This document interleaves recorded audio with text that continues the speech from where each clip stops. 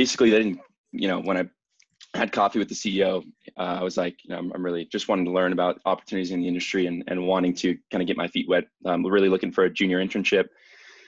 I've kind of felt like I was 2 years behind transferring into the school when all the other kids basically had 2 years at a great school and GPA to show and other internships possibly. So I knew I had to, what I lacked on paper, I had to like show in person. So he was probably the 45th, like just coffee chat that I reached out to, a successful real estate guy, Cal alum.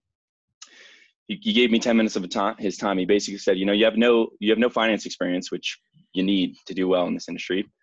And, but you have sales experience. We're buying a bunch of buildings in Oakland, California, right around what's called Lake Merritt. For those of you that aren't familiar, it's a nice kind of, it's actually exploding. It's right across the bridge. It's like probably 20-30 minute BART in. BART is the transit system here. And he's like, we're buying a bunch of buildings. Why don't you start leasing those? If you do well for a few months, we'll consider it a junior internship. I did that. It was, I really, frankly, I thought there was nothing lower on the real estate totem pole than being a residential realtor. And I realized there definitely is. You can, and that would be, renting apartments to millennials. So I did that, crushed it for about 4 months. And he's like, wow, you definitely showed hard work and that you can get shit done. And yeah, we'll take you in junior summer. So I did that. It was still, the company's changed a lot. It's going from kind of like it's only, the institutional arm of Moster Companies is Moster Capital, is only probably 6 or 7 years old now. And they've acquired those probably 2,000-ish units in those 6 years. But for that, Moster Companies is kind of a legacy family-owned real estate firm that has roughly 1,000 units and probably a few hotels in San Francisco. So I'm happy to get more into that. But basically, to answer your question, the junior summer internship went really, really well. We expanded to Los Angeles, buying 8 buildings with a new institutional partner. And then they kept me on because of that kind of success. They basically just gave me CoStar and a list of brokers and said, drum up some deals. And meanwhile, we're trying to get a new capital partner, and it ended up working out. I got an acquisition bonus that kept me wanting to work for them after closing those LA deals. And then, stayed on part-time senior year, the full year, and then graduated in May 2018, traveled for a few months, and then started August 2018. I've been working there since. So probably closer to 2 years full-time, but not quite. Gotcha. I think that's awesome because I talk to a ton of people through podcasts, social media, meetup we do and stuff like that. And several people are always talking about getting started. And oftentimes the conversation is about going to work for somebody else to gain experience. Very similar to how I did, very similar to how you did. Unlike you, basically only took a couple meetings. And I'm really curious to dig into that process because I think so many people are wanting the outcome that you've achieved where you can be under people that are doing it, around people that are doing it all day and really get that experience and either continue along that path and stay in that same environment or potentially break off on your own or extrapolate what you're doing day to day into your own personal real estate holdings, which I think is just great in the real estate and real estate private equity world that I don't think you can do in a lot of other industries. Totally. So can you talk a little bit more about how you started meeting people, what those conversations were like, how you stuck with it, to get to meeting 40, 45, which is the one that actually bore fruit for you?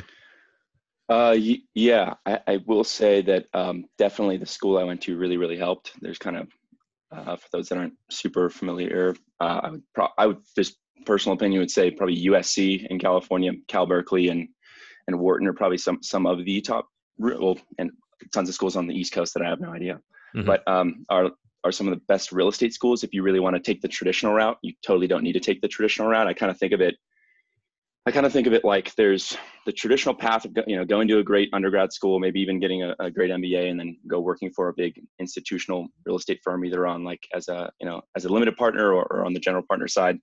And you can do that and work for as long as you want for them until you feel comfortable. I think a lot of people do that. I don't necessarily think it's the best way, especially it's not accessible for most people. I never viewed myself as like good at math, good at finance. And I just knew I needed those skills to play kind of in a different lane with a lot higher income potential. That is like the investment world. So really when I thought about it initially, I saw, real estate sales. I was on track to make good, like earned income, several $100,000 a year. My mentor was making over $1 million a year, and that was great. But it was, I saw that people usually invest in what they know. And a lot of those realtors that were making big 6-figure incomes, didn't know, they knew how to earn money, which is great. Most people don't know how to earn money, but they didn't know how to keep or grow money, which Grant Cardone talks a lot about, which I think is super important. So they were buying, the best realtors would own, like Joe Frazano is his name. He owned like 10 homes paid for around the world, which is unreal. That would be a obviously success by any means, but he was also working still like 70, 80 hours a week. Granted, he loved it, but I realized, what is this guy great at? What does it take to be great at?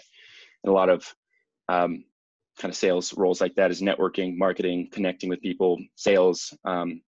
What skill could I add to then leverage those soft skills that I already felt like I was good at? I needed finance skills. So for me, if you're not already, a lot of the process and kind of going about it is like knowing kind of what self-awareness and knowing where you want to end up at the end. And I can't extrapolate for anyone else, but for me, I knew I wanted to be, again, a big owner. I knew I needed those fundamental skills. I don't know if I would have, frankly, if I didn't get into, I only applied to 4 schools after community college. If I didn't get into the one that I really thought was the best ROI and it was kind of worth the time, because I was already making in community college part-time, frankly, as much as I make now full-time, which is insane. If I didn't know like where I wanted to go, or if I didn't get into Haas, I would have just stuck with real estate sales. It would have been a completely different career. I probably wouldn't have gone to college. So for me, really, that felt like the ticket to, it really expanded my mind and gave me a lot of self-belief. Like, yeah, you can get into this industry that is the scary world of private equity, whatever, venture capital, investment banking, any all those large kind of scary finance roles felt like a reality for me. Now it's certainly possible to do that if you don't go to a top target school. I'm happy to talk about that, but what's I think maybe more interesting is I largely undervalued the experience that I'm getting now at working for a large owner. I think, and let's see, feel free to cut me off, but to add on to this, I had a lot of kind of paradigm shifts when I got into Haas. A lot of kids were chasing the ABCs, accounting, banking, consulting. What is that, Haas? Haas is the undergrad business school, Haas Okay. School of Business. Gotcha. A lot of kids were just chasing accounting, banking, consulting, and you kind of had to choose what you want to do. A fraction of the kids wanted to go into maybe tech, and an even smaller fraction wanted to go into real estate. So we all kind of knew each other. But what I didn't want was like my biggest fear was to be stuck in corporate America for 5-10 years and then try to, like what most people do, and I think is not the best path necessarily, to be a hot take, is go work for someone for 10, even longer, 10 plus years, and then go try to start your own real estate investment firm. Whether it's in multifamily, which is probably the simplest product type, or others that I don't think takes that much experience to be skilled at and to, add differentiated value in. I didn't want to get stuck, but I knew I needed to get, big institutional experience, really to build my own kind of resume as well. So I forget how, but I came across like Michael Blank's podcast, Vinny Chopra's podcast. That's how I met Dylan Marma. We connected my last semester senior year, and really we're talking weekly about moves that we were going to make. This is before he joined Jake and Gino, before he left Jake and Gino, but that was all before that. And where was I going with that? Through all those podcasts, I realized like, there's I'm now on the traditional path, but there's a whole untraditional path. Like you don't have to go to a great school. Like you can certainly multifamily. It's simple enough to, if you're a smart, hard worker that is willing to beat the pavement and learn investment finance skills, the hard skills, I'll just sum it up in, that didn't come naturally, certainly to me. You don't have to go work in corporate America for 5-10 years to start your own investment firm. So I was initially going to start a firm, like a multifamily investment firm. I guess, with Dylan before he joined Jake and Gino. And we had plans to do that until he got the opportunity to join them, and it was premature for both of us. So I said, do what's best for you. He joined them and had a great run with them.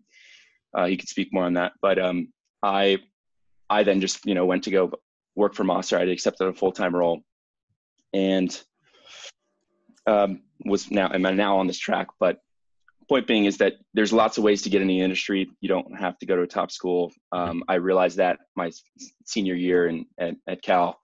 I'm all on the more traditional path now, but there's no one track to get in and do well.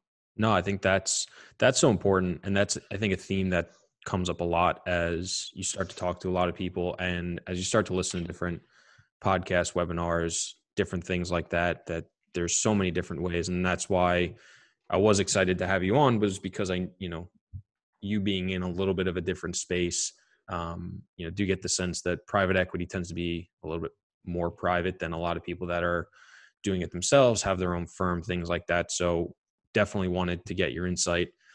And I think it's very interesting to hear you talk about it, because I draw a lot of similarities myself of, as I started doing this, just for your context, and I guess anybody who doesn't even know, I got started trying to flip homes with my mom and my cousin, failed at it for several months while I was working as a stockbroker. Hated that job. And then just through networking, and actually partnering with John's cousin, met John. We passively invested in a small deal he was doing, and then joint ventured on 2 smaller deals. We actually just sold the last one last week, which was awesome.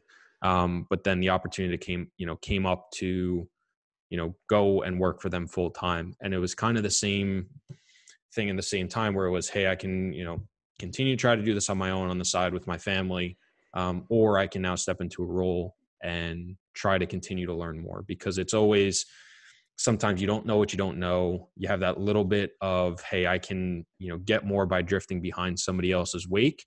And then you can either continue on that role, do it on the side, continue on that role, and, keep going, or, eventually go off and do your own thing. And I think that offers a lot of opportunities that a lot of people find value in, but often struggle to get into. And that's why I think it was awesome that you kind of shared your experience, because it is different than a lot of people. Not everybody has access to it, but I think it's also definitely a possibility for a ton of people.